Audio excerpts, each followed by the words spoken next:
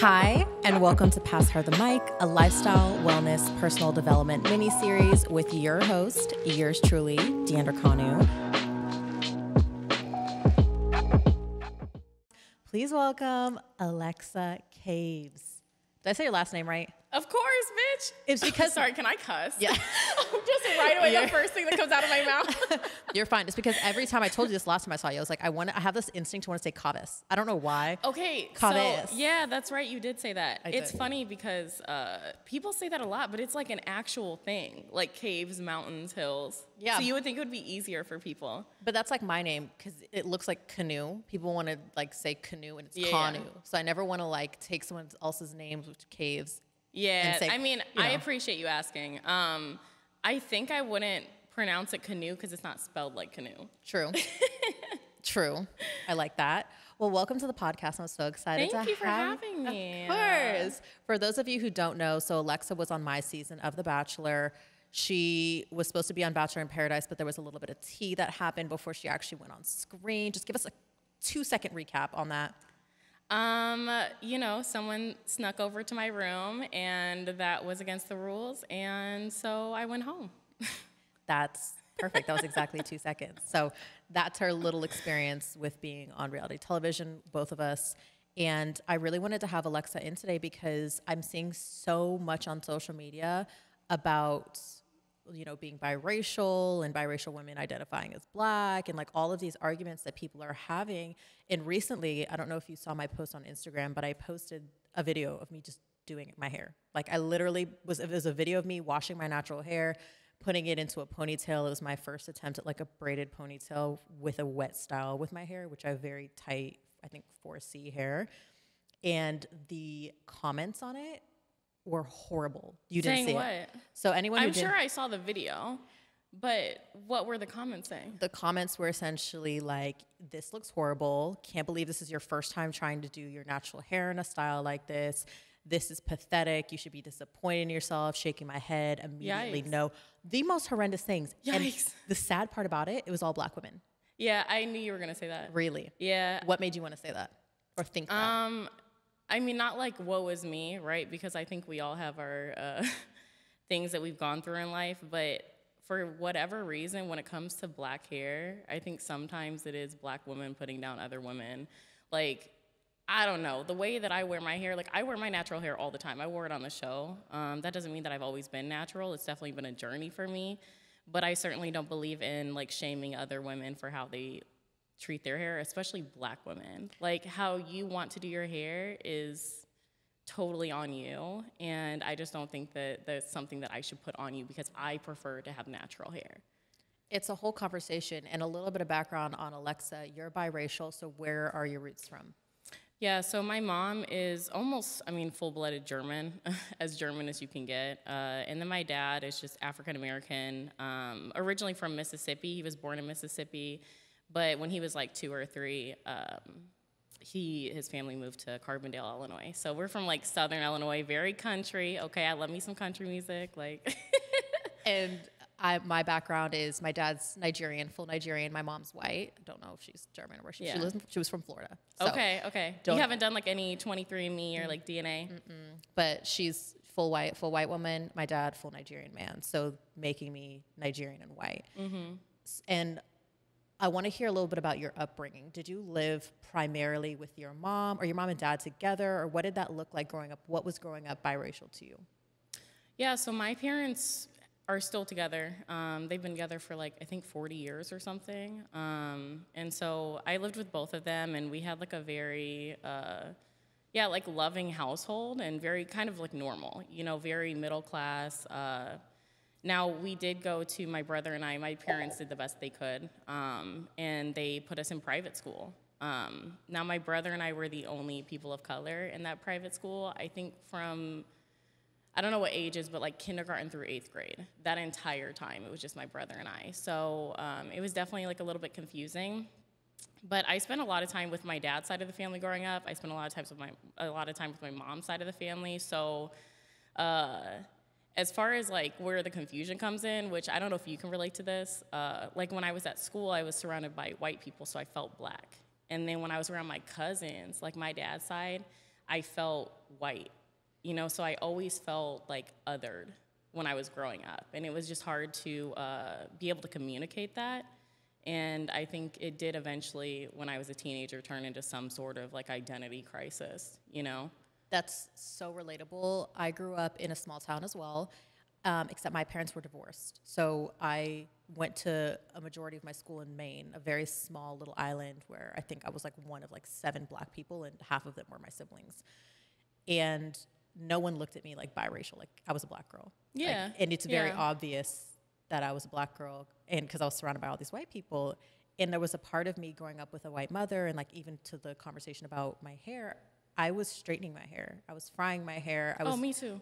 I was doing it. I never knew how to do my natural hair because, you know, from a young age, my mom was putting relaxer on our hair because we had very difficult to manage hair, and she had 4 kids, and, you know, that was just what was in at that time. It was what was normal for, you know, what she was exposed to. And so I was doing my best to fit in with a majority of my classmates who were white, and I almost felt like not ashamed of being Black, but I was like, why can I not relate to anybody? But like trying to assimilate so much to the white people around me. Did you ever feel like that? Were you ever trying to assimilate, or felt like, and even being around your Black cousins, how you almost felt white around them, which it's so interesting to look at that.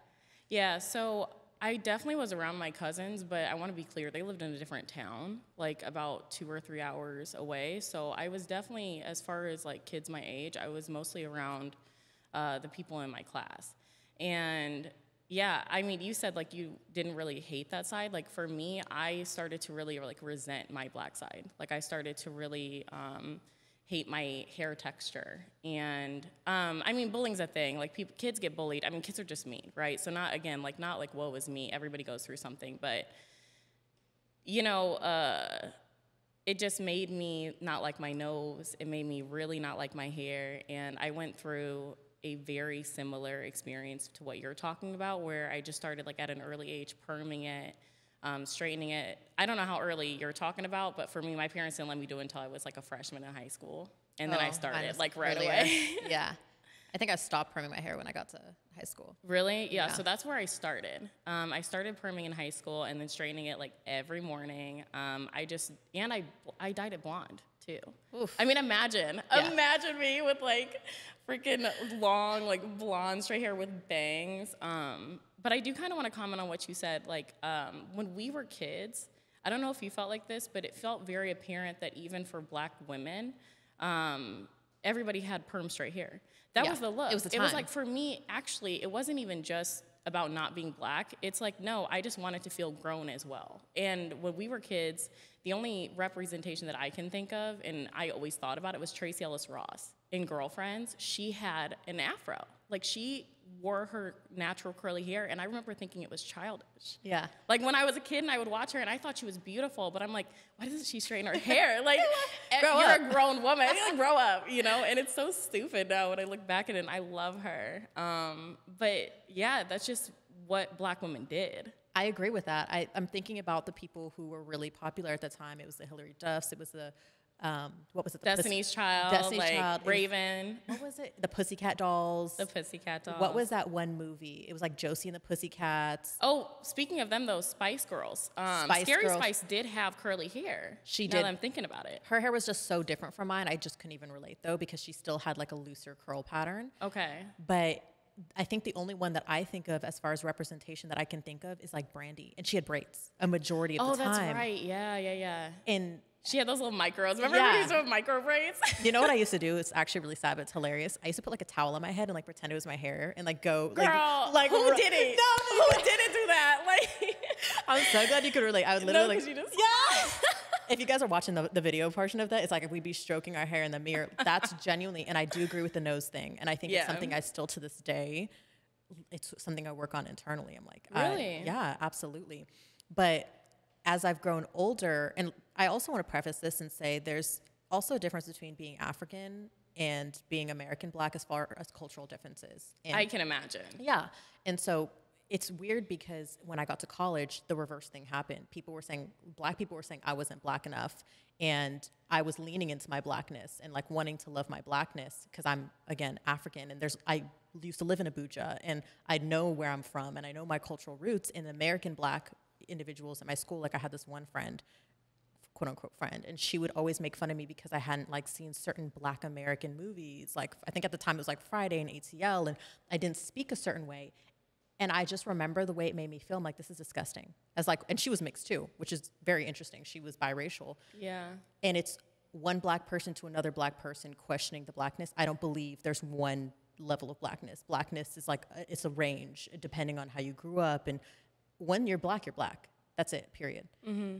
To me, because race is a visual construct, you even see people online saying, biracial people shouldn't identify as black. I'm like, but we are identified as black under the law. If you look at me and you think I'm a black woman just because I, have a heritage that's white and black, doesn't make anyone think I'm white. Yeah. I've never had a white woman come up to me and be like, wow, you're like a white girl. Ever. But I've had black people come up to me and say, you act white, you talk white, which, let's get into it. How does someone talk white? Yeah, I really, really don't like it when people say that. Have you ever been called an Oreo? You know what? Actually, now that I think about it, they have called me an Oreo. Yeah, that's like a common thing. Yeah, it's the self-hate for me. Yeah. It's a self-hate for me because I do think that there are cultures, right? There are cultural things, right? You can say like long nails or like heavy jewelry, things like that. But black people are vastly different from other black people. And I think we need to, as a whole, just recognize that. And it doesn't take away someone's blackness. Shit, maybe I can't dance. I can't dance. And it's okay. But that's not defining of a black person. Yeah, exactly. It's like, no, it's actually just look at me. And we've all had our own experiences. And it's not to discount that as well. Just because my experience isn't the same as somebody else's, just because it's different. Or someone else's is different from mine doesn't take away. It doesn't take away from anyone else's stories. It's also so interesting to me because when people say, oh, like you talk white, I'm like, so what is talking white? Let's start with that. Is it because I articulate my words? Is it because I don't use a lot of slang? And I'm like, when did using slang and being illiterate be aligned with blackness? I feel like that's a disservice to our black community. Well, it always has been, which is what's shitty, especially here in America. But I'm like, other black people perpetuating that is the problem. Because I'm like, it'd be one thing if white people were perpetuating that and saying, oh, you talk white, why don't you talk black? I've never had a white person say that to me. I've only heard black people tell me, you sound white. And I'm like, why? I mean, I've heard white people say other very problematic shit to me, but certainly Absolutely. not that. Yeah, I've heard black people say that to me, but not white people. Exactly. And again, this is not the entire experience that I've lived, but just in certain situations where I'm saying it's our own community that sometimes makes us feel outcasted, and it's really sad. And the hair video being one of the most recent things that happened to me, I'm like, this is so interesting because you as a black woman should be able to relate and know that if you didn't grow up doing your hair or, loving yourself, like sometimes it's a process because of what we're fed in the media. Yeah. And the media obviously aligns more with whiteness and, Eurocentrism.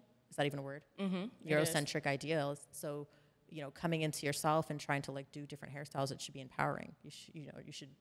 Also, we should be empowering women to just try different shit with their hair. Like, you know what I mean? I don't think that we should be putting down any black women for trying a new natural style that they haven't had in the past. Why are we not just encouraging that? Okay, queen, that looks good on you. Period. What you gonna try next? Literally, or just let them be. Yeah. Am I wrong? Did you recently try braids for the first time? No. Was that so? You've always been getting like braids and stuff because that's a natural hairstyle. Yeah, since I was a kid, and especially because growing up in Nigeria, like we would have times where we'd get our hair braided there, and like sometimes that was easier for us to manage overseas than having our hair out. Yeah. So no, like doing my hair, it's not foreign to me. It's loving and appreciating my natural hair. That is foreign to me because when we were kids, we're frying it off. We want to align a certain way. And I'm like, I'm trying to be able to manipulate my natural hair and not be scared to miss a hair appointment or like scared to get a sew-in. What feels interesting about what you're talking about is, and it specifically being, you said black women in the comments, is actually, I think every black woman that I know that I've talked to about this has also had a hair journey with loving their hair. So this feels very universal to me. Yeah. So I don't know why anybody would be judging you for going on that and like, trying new styles to learn to love your natural hair, even if it's a little bit later than what some of us have done. You know what I mean? Why is that a hate thing? Because it really truly feels like, I don't know, how black women that you've talked to, is there anyone that just has always had natural curly hair around our age that has always had their hair natural and always loved it? No. Because everybody I know went through this. Like literally everybody. And I'm a kid of the 90s, so. But that's what I find so interesting. It's like you would think it would be the other black women who are protecting other black women and who are empowering other black women and looking out because they understand the struggle. And our hair is not easy. We're not all just wash and goes. Yeah. We're and not, you say you're 4C? Oh my gosh, yeah. Really? Super tight. Yeah, it's a super kink. tight. It's a very tight kink. And I have some other siblings who have grown out their natural hair, and mine aligns with my oldest sister, and it's a very tight fro. So it's something that it's very unique to her, and she's learned to love and learned how to deal with, but it's a lot of work. Yeah. And there was a transition phase where she looked a little bit crazy because half her hair was straight, half her hair was curly, then she had to do, the chop. And so it's a very long process, and you have to be very dedicated to it. And you also have to be in a place. I remember there was a time where in the workplace, they would kind of look at you sideways if you had a fro. I think it still happens, but yeah, there's laws that protect you against discrimination now. Exactly. So there was literally a time where it's like I would be thinking, there was a time where I thought wearing braids in the workplace was going to get me in trouble, that they were going to look at it like a party style or something. Because it's very real. Because it actually used to be like that. I used to work at Abercrombie & Fitch when I was in high school. I think literally, honestly, a week. It's one of the many jobs I've just left, like walked out on. But I actually remember in my first interview, at the time my hair was, perm straight, it was blonde, and I'm in the interview, and the guy goes, and at the very end he goes, yeah, so everything looks great. I just wanna check, like, does your hair always look like this? No, he did not. I swear he said this to me. What did you say? I mean, listen, I'm a 16-year-old. I just want a discount on these clothes, right? It's like, it's 2006 or whatever. I just want, everybody's wearing Abercrombie. So I was just like, I don't even think I clocked it. I don't even think I clocked it for a few years, like what was actually going on. But I just said, yeah.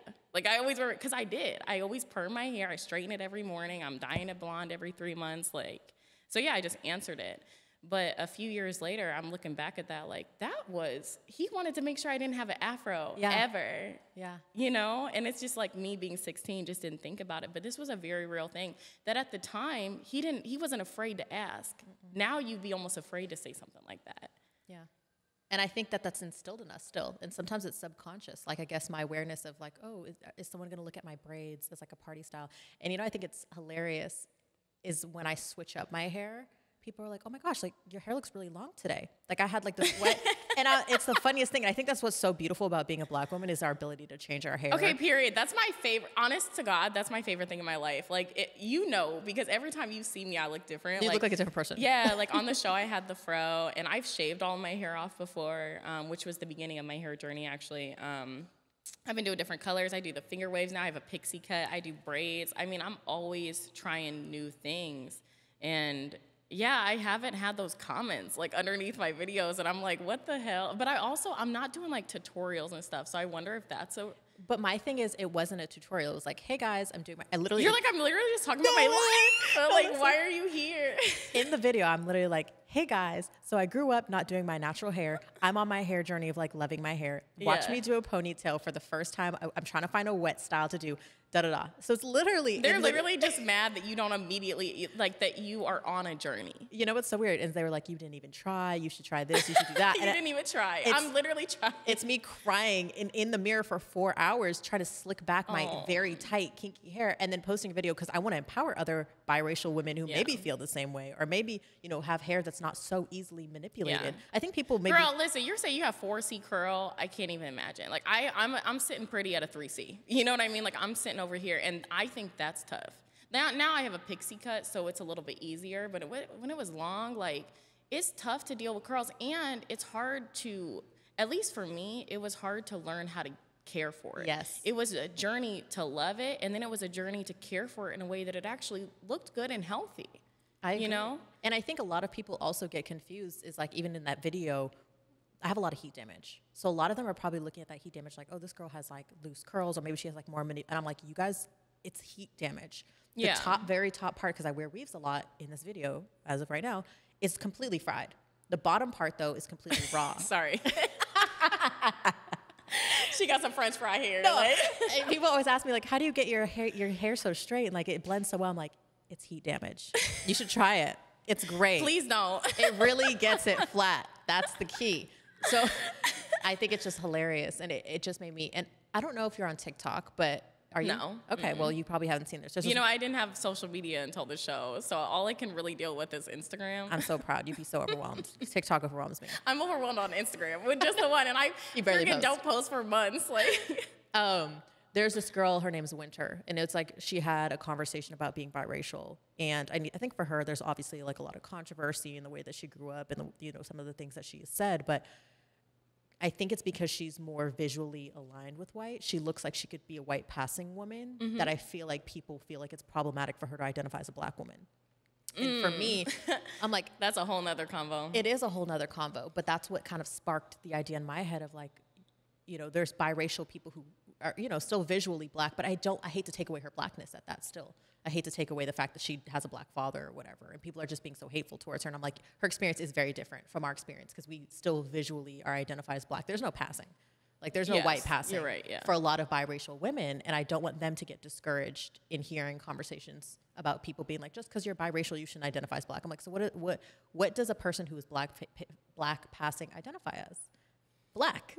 Well, I think what's what the law sees you as. First off, I think that you should do however you feel. Right. Right. Like, I mean, I might find issue if you said, like, listen, I think that I'm white. Like, this is just who I am. I'd be like, all right, girl, let's like talk off camera about this. Like, I set you right, you know. But as far as somebody that's like white passing, I certainly don't think that anybody should. This is not just black and white. Like, I don't think that anybody should ignore who their parents are, like what their ethnicity is. Like, I just think that's weird behavior. You know, like I agree. Like, I would say that I feel like I'm black because the world has made me feel like I'm black. Like, that's just how, but that's been my experience. Someone that's white passing, I could see them feeling the opposite. Right. But I don't think they should go around saying they're white. Like, that feels like self-hate to me. That feels like self-hate. But so then it's like at that point, what do they identify? Biracial? That's it? Because I'm just like, what? This is very much so, by the way, also like an American thing. Like, you go to Europe, mixed people are like their own thing. It's like, yeah, that's a mixed person. Yeah, absolutely. Like, I just think that as long as you're not delusional about it, do what feels right for you. Absolutely. You know? But on the white passing, I thought about this as we're talking. Do you know who Logic is, the rapper? Not my boyfriend. No, Logic, the rapper. I didn't call him Logic. That's his artist name. Oh, that's his artist name? Okay. Yeah. Yes, and he looks like he could be white. Yes, and he's a mixed guy. And I follow the Shade Room. I love the Shade Room. They had posted him, I think, maybe 2 months ago now, and it was, I guess he was on stage, he said the N-word, right? And like all these people, and by the way, I did not know he was mixed until this happened. Really? So when I heard it, I was like, eeks, right? And then like go to eeks, and then I go to the comments, and people are like, you know, slamming him for saying it, and then someone goes, yeah, but y'all let Drake say this all day long. Oh. And I was like, bro, my mind was blown. But do you think Drake's white passing? Because I don't. No, he's not white passing, right. But why are we not holding the same standards, right? Now, don't get me wrong. I don't run around saying the N-word because I sound like a racist white person. That's the country like, accent.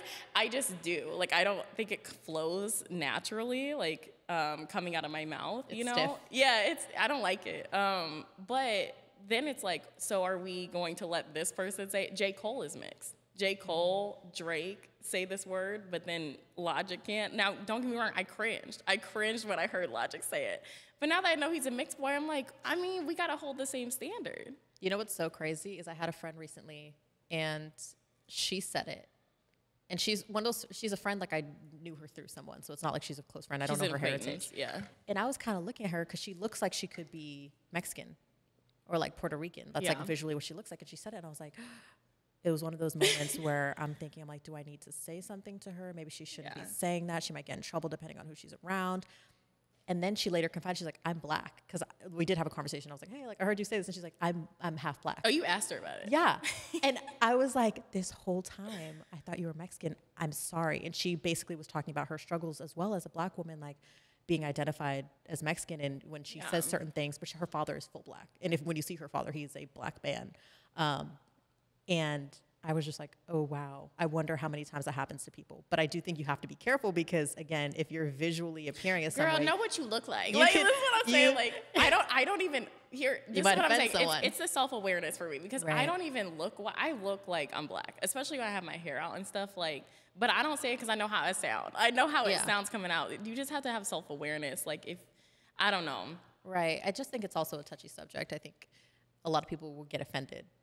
So just being self-aware no matter where you are, no matter what you say, even Yeah. if it's not something like that. Mm-hmm. But growing up, so you had a transition, you're saying, so when you were younger, you kind of like resented the black side of your family for making you feel like a little outcasted? Is that correct? No, I didn't resent my black side of the family. I guess I started to resent my blackness is what I was saying. Like, just the reality is when you're growing up, most of the kids you're around are kids in your class or kids in your school. At least that was my upbringing.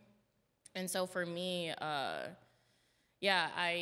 was bullied a little bit for, if I was being bullied, it was for being black. It was for my hair texture, or for being darker than the other kids.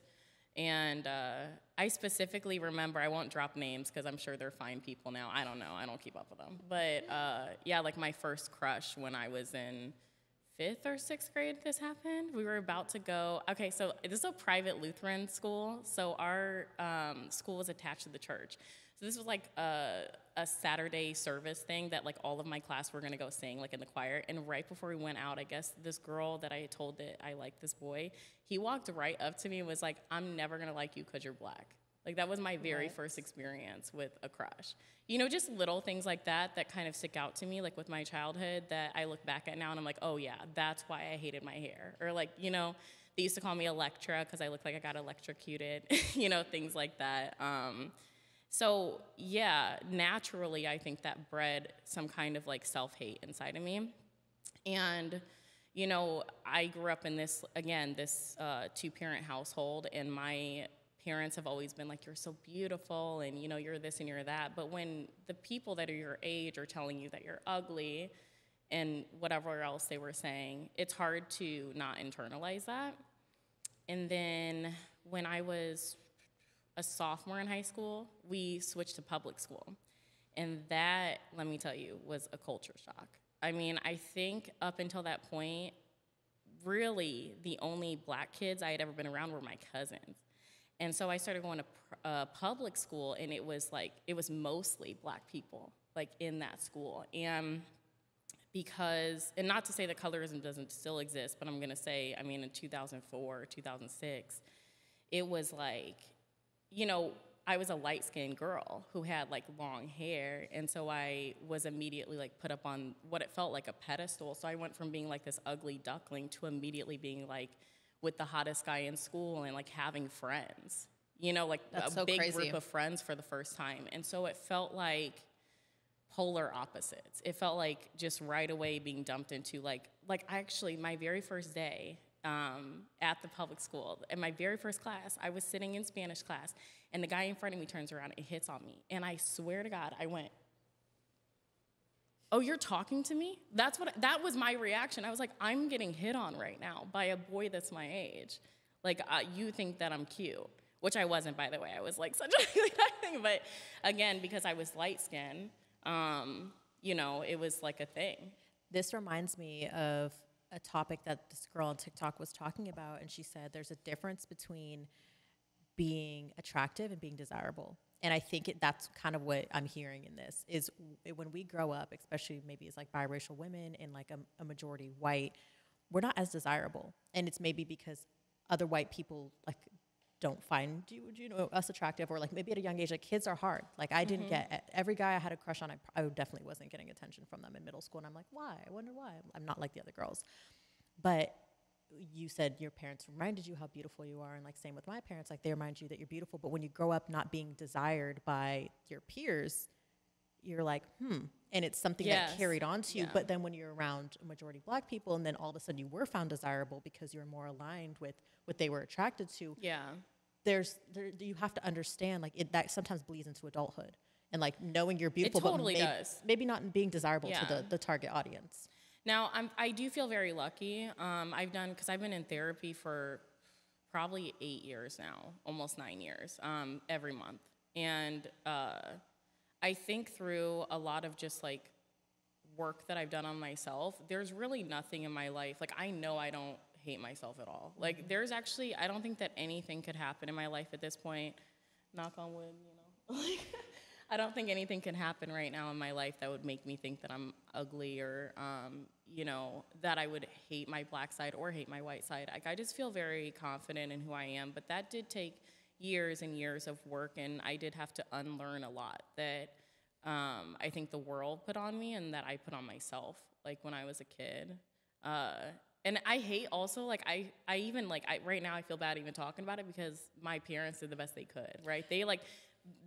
And we weren't, like, rich growing up. Like, my parents did extra hours. My mom worked at the school so that they could put us through private school, you know, because they wanted to give us the best education and give us the best opportunities. They didn't realize that, like, the impact that would have on me. I agree with that. And I think that I have amazing parents as well. Like, I have two very loving, very present parents. And again, it's not necessarily their fault. It's you can't help the environment that we're in sometimes. And it was the day and age, like even perming our hair, how like that was in at that time. It's like, I definitely don't blame my parents, but it is an evolution of, you know, when you start to grow into yourself, learning to love yourself, and then becoming these empowered women that you and I are today. And I feel like you and I are very confident. I'm very confident. No one can take anything away from me. So it's like those people who comment on my video, I'm like, okay, I'm sad that you feel that way, but that doesn't stop me from wanting to continue to doing and learn my own hair. Right. It could be someone that's not as strong could be discouraged by that. Right. You know, which sucks because I'm sure that happens as well. It's like if I'm trying something new with my hair and I'm still in a healing phase and then I'm getting discouraged by other black women, I'm like, ooh, maybe I should just stick to what I know. And I feel like that's why it's so important, one, to have these conversations, to feel comfortable enough to have these conversations. It's a gray area for a lot of people. And then also to continue to post videos. For me, I'm like, I don't mind talking about it, even if people shame me or make me feel like the hairstyle I did was ugly. I'm like, where is this coming from? And sometimes I feel like it's like a reflection. Whenever someone says something negative on social media or to other people, I'm like, it's coming from a place of like you're deflecting or you're projecting something onto me. Yeah. What is that? What are you projecting onto me? Because why are you triggered by something that I'm doing? I mean, let's be honest. I think a lot of black women are triggered by hair. And like, I really, truly think, again, like me and my hair healing journey, I think back in the day, if I saw somebody that was like, had this like beautiful hair and like, that's what I'm going for. And because my hair was fried too, girl. Like that was like, imagine you were straightening it and perming. I was also bleaching it blonde. Right. I had a blonde face. Yeah. I mean, I would, not to say that it's jealousy because I think it comes from more than that. I'm just saying for me, I think I'd be jealous or something, you know, if I saw somebody like trying to do something with their hair and it's like beautiful, right? You have like beautiful 4C hair and now you're trying this different style with it and maybe they feel like you should be farther along in that journey. But comparison kills joy, you guys. Like it really does. Everybody's on their own journey in life. And like, just because I went through this hair journey when I was like 18 doesn't mean that you can't go through it now at 27. Yeah. You know what I mean? It's just, everybody's different. Someone's out here going through it at 50, I guarantee it. Exactly. And even for people who don't want to go through their hair journey or don't want to wear your hair natural, it's you like, don't just have to. Do what you feel is right. Like, do what looks good. Yeah. Like, I empower women regardless. If you want to straighten your hair, straighten your hair. If you want to wear your hair curly, wear your hair curly. Like, there's no shame in anything. Yeah. And I find that's what's so crazy to me is shaming someone for just wearing their hair. It's your choice. Yeah. You want to wear pink hair? I wouldn't wear pink hair. I love that you wear pink hair. It's very you. I feel shamed right now. I hate you. I love it. It makes me feel like we're all so individual. We all have, it's an expression. It's like a way of expression. Yeah. I ask every person that comes on the podcast 2 questions. Yikes. I'm nervous. I don't know why. The test. No, I'm kidding. It is, what's an insecurity of yours that you had to overcome and how did you overcome it? And it can't be hair since we've already talked about that, but it can be physical, mental, spiritual, whatever.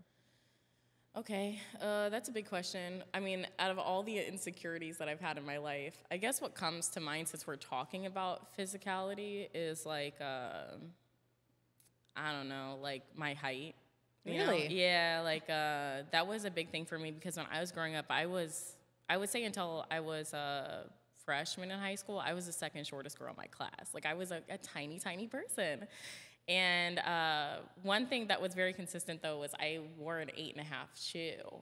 And I think when I was like in 5th grade, and I still wear 8.5 to 9, you know? So I remember my pediatrician saying like, oh, she's gonna be tall. And listen, you know how people will be like, oh, you just always want what you don't have. I'm like, listen, when I was short, I loved being short. I liked being the short girl. And then I hit this growth spurt, and for me, like, I've always been pretty skinny, but imagine like me size 0, right? Like tiny, and then I like kind of stretched, but I wasn't like gaining weight. And yeah, I guess that was definitely an insecurity. I would say it was my longest insecurity as far as like going into my 20s. Like, how did you overcome it? Honestly, it was dating a short man who loved me being tall. Like, ooh. I think I used to be one of those girls, just when I was maybe like 21, 22, I was definitely one of those girls that was like, oh, I need somebody that's tall because I'm tall. But that was me just wanting somebody to make me feel smaller. Mm-hmm. And then I dated somebody that was short, and it didn't bother me because it didn't bother him. He'd be like, please wear those heels. Like, he would like buy me these like platforms, and just being out in that. And then, you know, again, with the outside world confirming stuff, you know, I'd be out and people would be like, oh, you look like a model, or like you're tall. Like, and it just being more confident in myself. And it was also a lesson to myself to like date people that are secure enough in themselves to not put their insecurities on me. Because I also dated men before that were like, oh no, don't wear heels, right? Like, girl, honestly, love yourself enough to date somebody that loves themselves. Yeah, I agree with that. And that's a whole nother conversation that I definitely would love to have with you. The second question is, what is something about yourself that you love, and why? It has to be separate from anything we talked about. Okay. God, what to choose from? So many things. Honestly, probably my favorite thing about myself is that I'm always evolving and even changing my points of view, like based on, you know, people that I'm talking to. Like, I'm always willing to learn, and I think that you can tell how much I change year to year. Like, I love that I don't wear like Alexa a year ago, I don't wear the same stuff. I don't look the same. Like, I'm always trying new stuff, and I think that that's, yeah, again, like points of view, but I like that I show it outwardly. I like that my appearance shows it. I love that. Yeah. It's a very beautiful journey, and I love how unique you are, and I feel like that comes to evolving with every stage of your life. Yeah. I'm really proud of you. You too. Stop. Well, thank you for being here. Thank you for being a guest. Guys, that is the end of the episode. You can find us on Spotify, Apple Podcasts, YouTube, pretty much any streaming site. And Alexa, where can we find you? Instagram, Alexa Ray Caves, and I am starting my YouTube channel this week, Alexa the Human like Hueman. I love that. Thank you for coming to the podcast. Thank you.